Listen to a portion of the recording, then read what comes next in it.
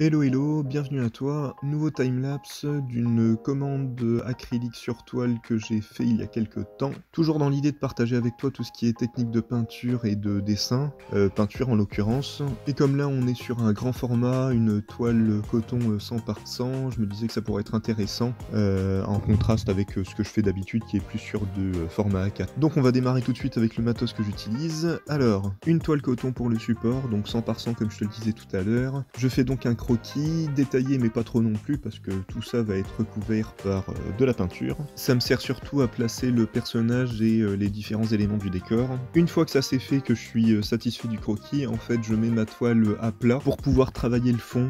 J'aime pas trop bosser sur une toile complètement blanche à moins qu'il y ait un vrai propos derrière ça. Donc généralement en fait je fais un espèce de fond très dilué, très transparent pour qu'on voit encore le croquis derrière déjà. Et ce fond je vais le faire du coup avec de l'acrylique liquide. Ce sont des petits pots d'acrylique pour aérographe normalement et moi je les utilise pour ça généralement. Parce que tu as des beaux fondus entre les différentes couleurs et surtout en fonction de comment ça va sécher, s'il y a une petite pente, bah, tu peux avoir des espèces de coulées, tu peux avoir des endroits justement où la toile va rester un petit peu blanche et j'aime bien cet effet là. Une fois que ça c'est fait, on attend que ça sèche complètement et on va passer à la peinture à proprement parler. Donc moi j'utilise de la Louvre de chez Lefranc-Bourgeois. J'aime bien la consistance de cette acrylique parce qu'elle est assez épaisse. Généralement tu peux retourner le pot avec le bouchon ouvert et elle coule pas. Bon, vous amusez pas trop à le faire parce qu'on sait jamais. Et ce que j'aime surtout c'est que comme je travaille un peu de manière bourrine, un peu comme tu vas pouvoir le constater, j'utilise en fait les couvercles des peintures comme des palettes. En fait je fais mes mélanges directement sur la toile, donc j'utilise la couleur pure, telle qu'elle, sortie du pot, et après je la mélange sur la toile directement. Et je la mélange assez succinctement. Ce que j'aime bien c'est faire surtout des superpositions de couleurs alors que la peinture est encore fraîche, parce que justement on a des espèces de petits fondus qui se font aussi dû au fait que la peinture est encore fraîche et donc ça s'amalgame, elles se collent entre elles. Et pour les pinceaux en fait j'utilise des pinceaux synthétiques, hein, tout simple. J'aime bien le côté doux du poil synthétique comparé à tout ce qui est soie de porc et tout ça, et c'est des pinceaux qui sont pas très excessifs niveau prix et qui me permettent vraiment encore une fois d'y aller un peu comme un bourrin. Donc après pour la pose de la peinture à proprement parler, en fait j'essaye de procéder par du plus loin au plus près au niveau de l'image. Donc je fais tout ce qu'il y a en arrière-plan, parce que comme je délimite chaque couche au fur et à mesure que je peins, j'essaye de faire en sorte que la couche qui va venir par-dessus soit vraiment celle qui va être par-dessus au niveau de l'image. Je suis pas très clair dans ce que je dis, mais donc par exemple là j'avais commencé par l'épée parce que c'est ce qui va venir derrière le personnage et le personnage va venir par-dessus. Si j'avais commencé par le personnage, après ça aurait été un petit peu chiant de faire l'épée et puis de faire attention de pas dépasser sur le personnage. Là avec l'épée je peux dépasser, c'est pas grave puisque de toute façon la tête du personnage va venir par-dessus l'épée. Donc c'est pas grave si je dépasse vu que je vais recouvrir cette couche là. Généralement je fonctionne avec 3 couleurs de base. Donc j'ai une couleur principale sur laquelle j'ai rajouté une teinte plus claire et une teinte plus foncée. Donc j'applique en premier la couleur de base.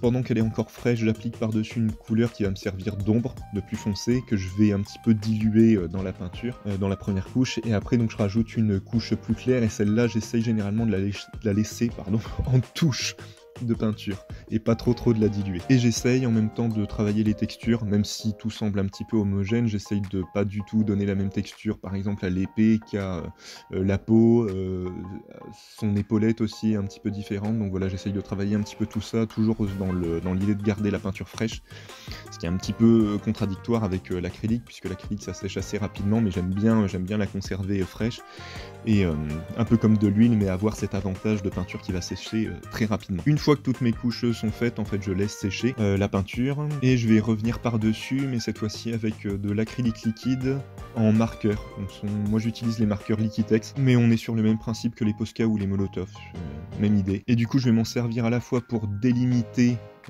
plus précisément les couches, le personnage, l'épée, certaines textures, mais aussi pour ajouter du coup une teinte plus foncée et aussi une teinte plus claire. Alors j'ai oublié de le dire, mais j'essaye le plus souvent de ne pas utiliser de noir ou de blanc. Donc j'essaye vraiment d'utiliser les couleurs pour faire du plus foncé, donc généralement j'utilise du bleu foncé ou du marron foncé, ça marche assez bien.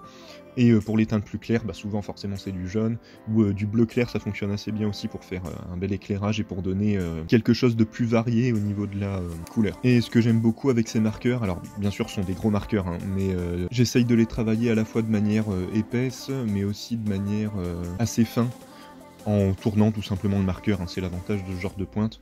Tu peux avoir différentes tailles de traits en fonction de comment tu vas dans quelle position tu vas le prendre. Et ce que j'aime beaucoup comparé à de la peinture, c'est que tu peux vraiment donner des effets avec la pointe feutre qui est différente de la pointe pinceau. Donc ça rajoute justement du contraste avec la pointe pinceau qui peut donner assez souvent le même style de trait.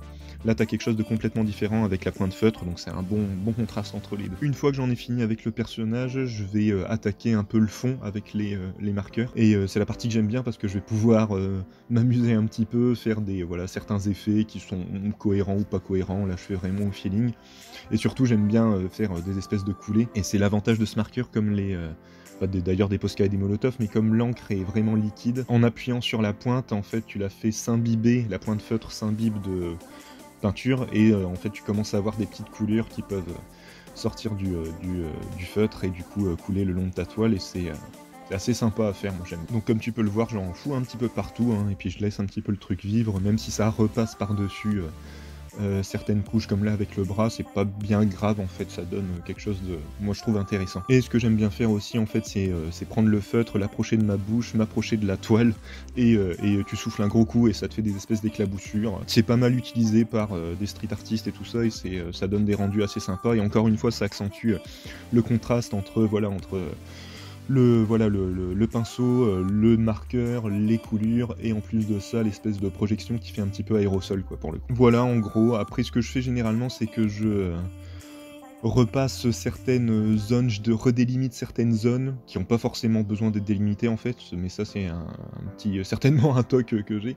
Mais du coup, j'aime bien repasser certaines zones pour les accentuer. Donc, généralement, c'est les zones claires que je vais repasser avec un feutre noir. Donc là, j'utilise un marqueur noir tout simple, hein, généralement à alcool quand même pour que ça passe par-dessus l'acrylique.